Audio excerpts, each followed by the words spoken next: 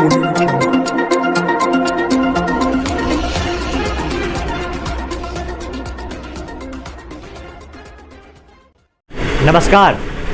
Asansol times में आपका स्वागत है। मैं बापी बनर्जी अपने सहयोगी बिरजी सिलाही के साथ एक बार फिर से आपको रूबरू कराने आ गए हैं आसनसोल नगर निगम चुनाव के एक और प्रत्याशी के साथ। इस वक्त हमारे साथ मौजूद हैं आसनसोल नगर निगम के 47 नंबर वार्ड के टीएमसी प्रत्याशी राजेश तिवारी उर्फ बंटी जी।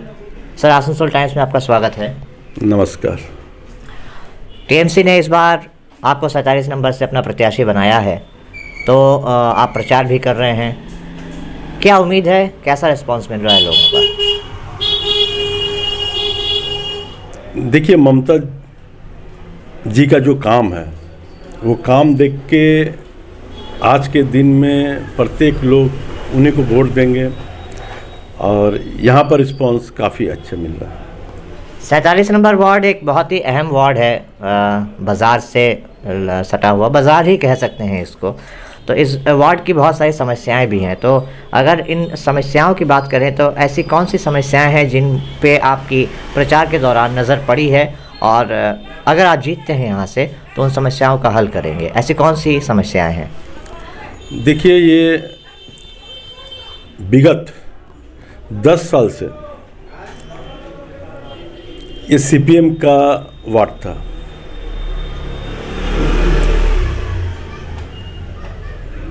दस साल में यहाँ पर यहाँ के लोगों की जो परिस्थिति है वो देख के हमें बहुत दुख हो रहा है कि यहाँ पर उन्होंने क्या किया इन लोगों के लिए। समस्याएं बोलने के लिए यहाँ पर समस्या का अंत नहीं है, बहुत समस्या है।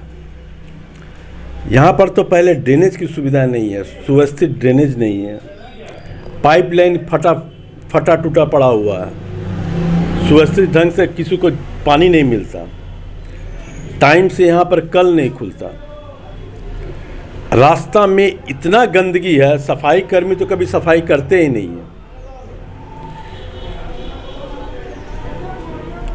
इसके बावजूद जो कुछ ममता दीदी का प्रकल्प है उसमें कुछ लोग, चूँकि यहाँ का वार्ड का काउंसलर ना रहते हुए भी कुछ लोग को यहाँ पर जो ममता दीदी का प्रकल्प से सहायता मिल रही है, बाकी लोग सब इससे अनभिज्ञ हैं। क्योंकि यहाँ पर जो काउंसलर पहले थे, अभी तो वो गुजर गए, मैं उनको सम्मान करता हूँ, मगर उन्होंने कुछ काम नहीं किया। तो अगर मान लीजिए यहाँ की जनता का आशीर्वाद आपको मिलता है तो सबसे पहले जिन समस्याओं की तरफ आपने कुछ इशारा भी किया, सड़कें, नालियाँ, तो इन पे आपका मेन फोकस इन पे रहेगा? हाँ, पूरा फोकस रहेगा, एकदम उतर के। मैंने अगर हमारा 25 तारीख के रिजल्ट के बाद एकदम हम अपना रूटीन में लग जाएंगे, लोगों को किस तरह से सुव्यवस्थित ढंग से काम करें। इस वार्ड में आप अपना सबसे बड़ा प्रतिपक्ष किसको मानते हैं? जी, अभी तक तो नज़र नहीं आ रहा हमें। अभी तक आपको नज़र नहीं आ रहा है। और जब आप जा रहे हैं लोगों के बीच, तो ये तो आपने अपनी बात कही कि आप क्या करना चाहेंगे, लेकिन लोगों का रिस्पांस आपकी तरफ कैसा आपको महसूस हो रहा है? जी, इसी कारण से तो मैं पहला जो बात बोले हैं कि अभी नज़र नहीं आ रहा हमारा प्रतिद्वंदी, क्योंकि लोग समझ चुके कि यहाँ पर और तृणमूल के छोड़ के यहाँ पर किसी को लाना बहुत बड़ा मूर्खता होगी। अभी कोरोना का भी काल चल रहा है, तो कुछ पाबंदियां भी लगाई गई हैं राज्य सरकार की तरफ से कोरोना को लेकर। तो इन पाबंदियों के बीच काम करना, प्रचार करना कितना मुश्किल है, कितना आसान है, और आप अपने वार्ड की जनता को कोरोना को लेकर क्या संदेश देना चाहेंगे?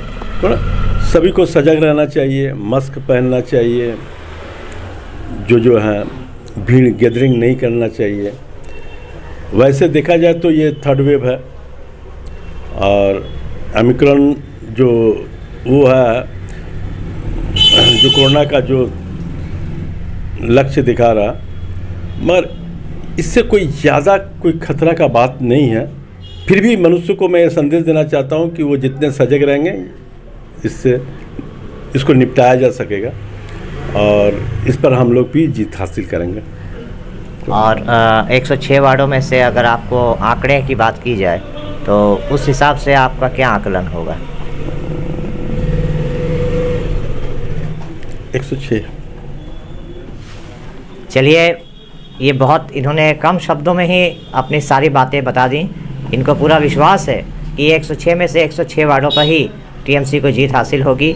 और इनका कहना है कि इस वार्ड में नहीं, पूरे आसनसोल नगर निगम क्षेत्र में कहीं प्रतिद्वंदी टीएमसी का कोई नहीं है। उसकी वजह सिर्फ इतनी है कि ममता बनर्जी ने जिस तरह की परियोजनाएं, जन कल्याणकारी परियोजनाएं जनता को दी हैं, जिससे जनता लाभान्वित हुई है, इसके बाद इनको नहीं लगता कि कोई भी इनके या टीएमसी के मुकाबिल खड़ा हो सकता है। तो खैर, इनका ये जो विश्वास है, इस विश्वास की असलियत या इस विश्वास को परखा जाएगा 25 तारीख को जब चुनाव के नतीजे आएंगे। लेकिन अभी के लिए आपको आने वाले चुनाव के लिए शुभकामनाएं। तो ये थे 47 नंबर वार्ड के टीएमसी प्रत्याशी राजेश तिवारी उर्फ बंटी तिवारी जी। और बने रहिए आसनसोल टाइम्स के साथ, हमारे साथ। हम आगे भी आपको ऐसे ही प्रत्याशियों से रूबरू करवाते रहेंगे। अभी के लिए मुझे बापी बनर्जी अपने सहयोगी बिरजी सिलाही अंसारी के साथ दीजिए इजाज़त। नमस्कार।